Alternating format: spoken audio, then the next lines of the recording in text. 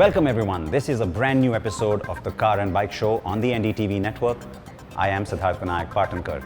With me is the brand new C-Class. It's the new global star for the Mercedes-Benz portfolio internationally. It's nice to see that kind of interest in a sedan for a change. It's not an SUV that's getting all that attention. With this new generation, the segment really hots up again. Now, the car brings in all sorts of new technology and features and a fantastic design, but is that enough when it comes to the performance on the road? I had a chance to really test the car to its fullest. We drove one of the diesels and the petrol variant in the hills in Missouri. Here's my review.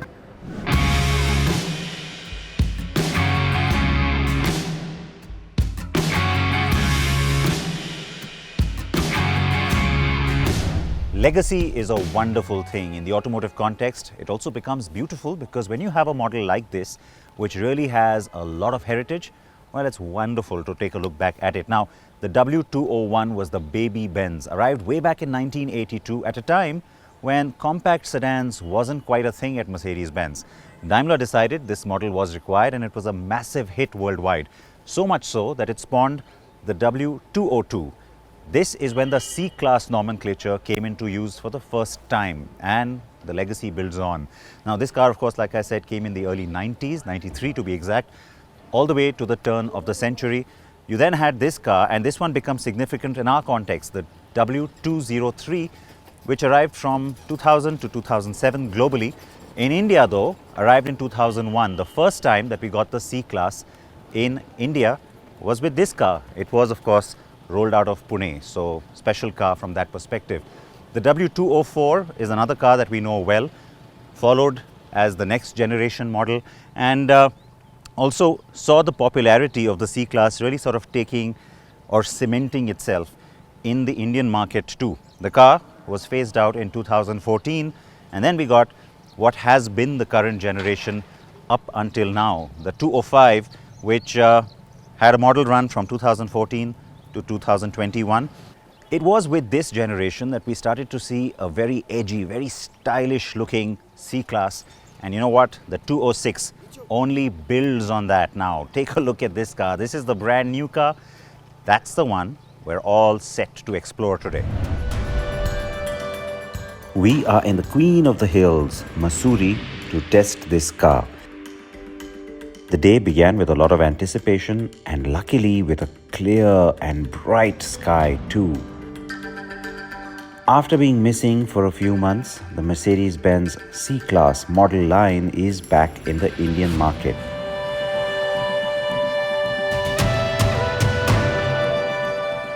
The W206 New Generation C made its global debut in 2021 and it is now here.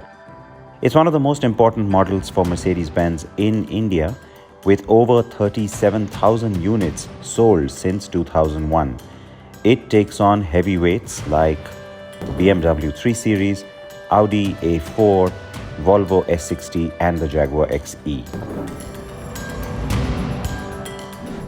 Sharper, edgier and sexier. That's the overall styling change that you very obviously pick up on this car. In the front, it kind of reminds you of what's happening with the brand right now. You see that on the A-Class. At the rear, completely the baby S, as its tag suggests. Now, the car doesn't look bigger than the last one, and I think that's a good thing. You know, it's kind of getting a little old where all these new cars, they just get bigger and bigger with each generation. But guess what? It has grown just a tiny bit. 65 millimeters longer, 25 millimeters longer in just the wheelbase. The good part, 7 millimeters more of ground clearance, not a whole lot, but you know, more is always good in the Indian context. And it's 10 millimeters wider too. In the face here on this particular one, which is the C300, you see the AMG line really showing up, the star-studded front grille treatment and you know, the cooler digital LED lights as well as the two-tone alloy wheels. On the C200 and 220D, you'll get the avant-garde trim. The new hood with its power dome adds a sportiness to the C's look. The focus on the design is to enhance the sporty appeal, look wider and more ample. At the rear, the highlight is the shapely single-piece bumper that adds a touch of sensuousness to the car. The split tail lights, dual exhaust and neat shut lines make for a likeable derriere. On the C300D, you get that dual exhaust, while on the C200 and 220D, there is a 4 twin exhaust pattern built into the lower part of the bumper, just like in the previous car. So as you heard, Mercedes-Benz is giving us 3 variants in India: the C200 petrol, C220D, and the most powerful diesel in the segment, C300D, which incidentally matches the specs of cars one segment higher. Today I am testing 2 of them. The C300D uses the same engine block as the C220D, but with way more power at hand. And the car's top speed is 250 kilometers per hour. And it is one of the cars with me.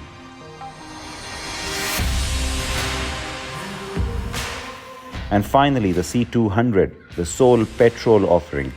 Don't be fooled by the displacement alone, since the car's power and torque are substantial. All 3 engine options get the 9G Tronic gearbox as standard. And also the ISG, or Integrated Starter Generator, a 48-volt mild hybrid system. The electric motor offers up to 15 bhp of extra power and a substantial 200 Nm of peak torque. The idea is simple, that the system kicks in to ease the load on the engine in start-stop situations and provide the extra juice needed in dynamic or cruising situations. This gives the car optimum efficiency regardless of which engine type you're driving.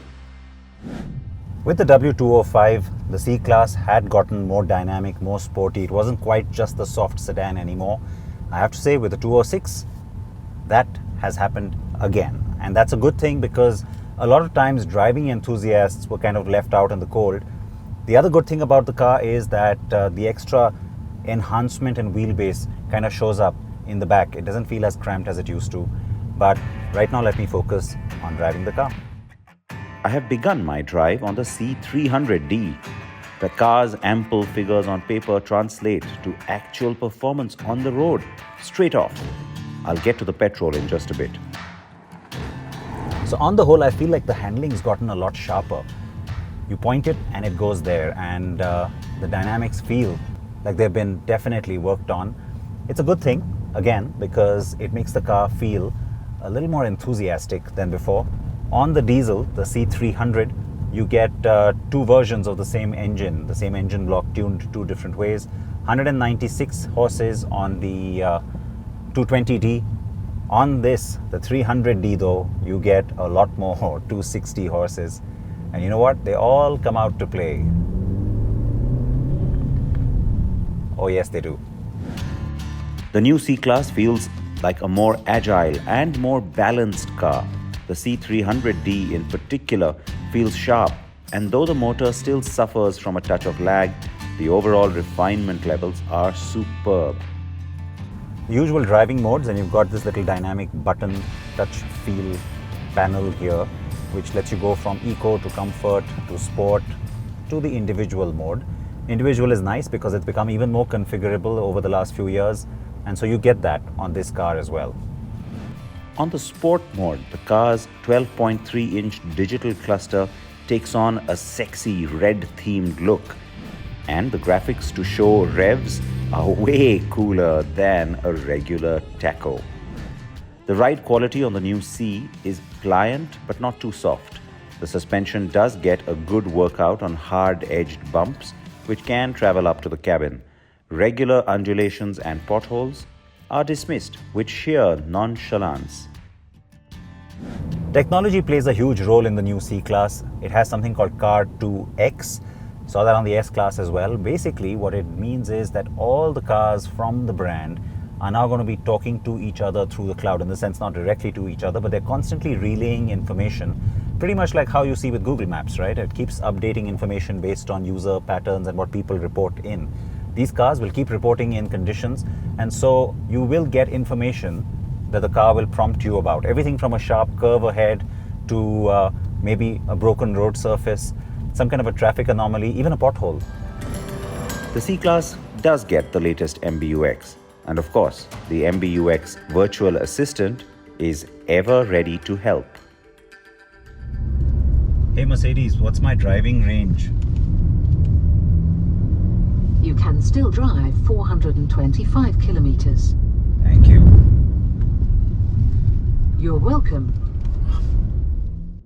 Now, besides the latest MBUX 7.0 NTG, you also get a whole host of ADAS features on the new C-Class, including automatic emergency braking.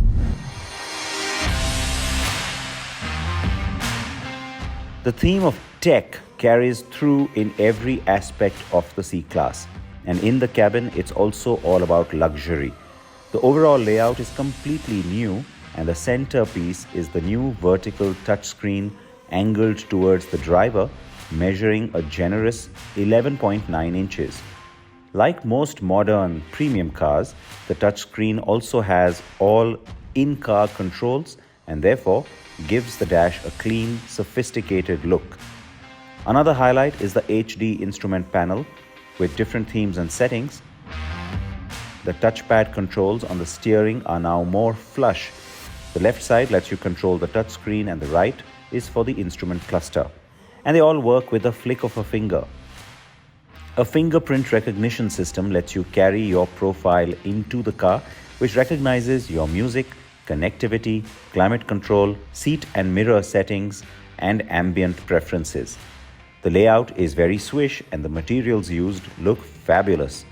The interior has a few color options, but this two-tone sienna brown and black combo on the C300 is a new addition, and it looks pretty great. No seat ventilation though, but overall the legroom and feeling of space is great compared to the last car. You do get the Burmester sound system, ambient lighting, a connected car telematics suite that works with the Mercedes Me Connect app, wireless Apple CarPlay and Android Auto, or either Alexa or Google Home integration.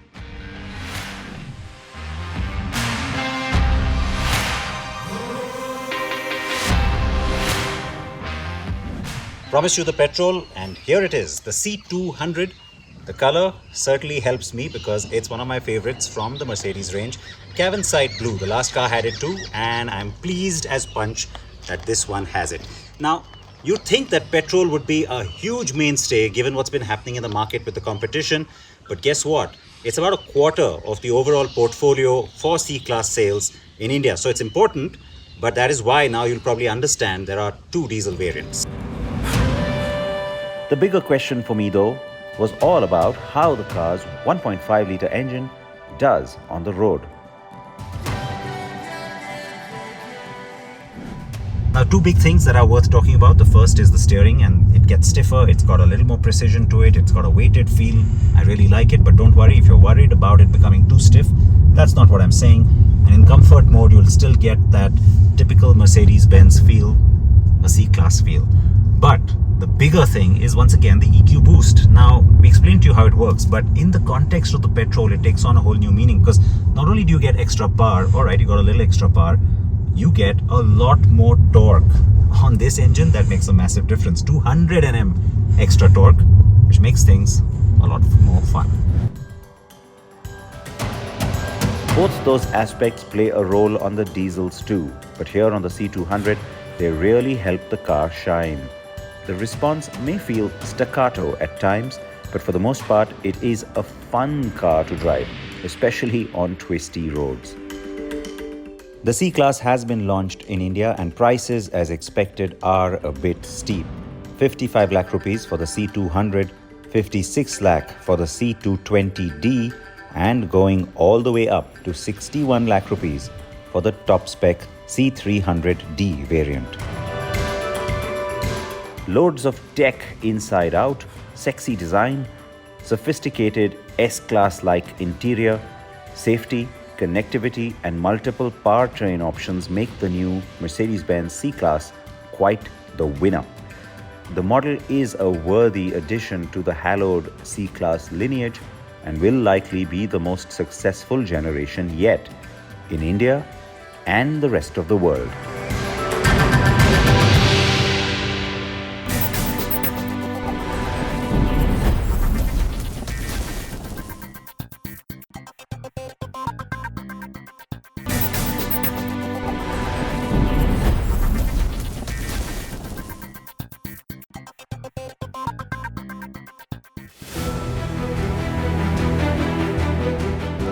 India's third registered vehicle scrapping center was inaugurated on May 10 on the outskirts of New Delhi in Haryana's Noor district. The facility is a joint venture between the Abhishek Group and Japanese firm Kaiho Sangyo. Abhishek Group was the first company in India to manufacture seat belts in 1984. Scrapping policy has got the tremendous potential. My aim is to start at least 2-3 units in every district, and it creates more employment potential, and it is going to be additional wealth create into our society and create more jobs for the people. Government of India introduced a notification in 2021 to prohibit unfit and old vehicles to ply on roads from June 1, 2024 in case of private vehicles as a step towards reducing carbon footprint and pollution and improving road safety. Owners who scrap their old vehicles will get benefits when buying new cars, like up to 25% lower road tax and zero registration costs. So this plant has a capacity of doing 1800 vehicles every month, is the capacity, passenger vehicles. So these vehicles, everybody has to keep in mind that not only are they becoming a major source of pollution just lying on the roads or streets, where they can be recycled and all commodities, including steel, plastics, rubbers, can be reused to actually make the new vehicles. Abhishek Group has big plans to expand. So over the next 1 year, the group hopes to start 3 more such facilities only inside Haryana, and in the next 3 to 4 years, they want to do this across the country and start at least 10 such registered vehicle scrapping facilities. Mahindra and Maruti Suzuki have also started registered vehicle scrapping centers, also located in the National Capital Region. Tata Motors too is setting up similar units in Gujarat and Maharashtra. Incidentally, the Abhishek Group also announced 2 more new joint ventures, first with Sumori Metal Japan for manufacturing high security registration plates, and second with Electrosil Germany for manufacturing seat ventilation systems. Scrapping finally starting to take off here in India, and there's still miles to go, so I'd love to know what you think about all of this. Now, that big screen is great fun to play around with, and there's lots of technology in this new C-Class. In fact, you can check that out separately in our tech review that's also on our YouTube channel, that's youtube.com/CarAndBike. So with that, it's time for me to say goodbye. Please wear your seatbelts, no matter where you're sitting in a car, please wear your helmets, and please join us next week.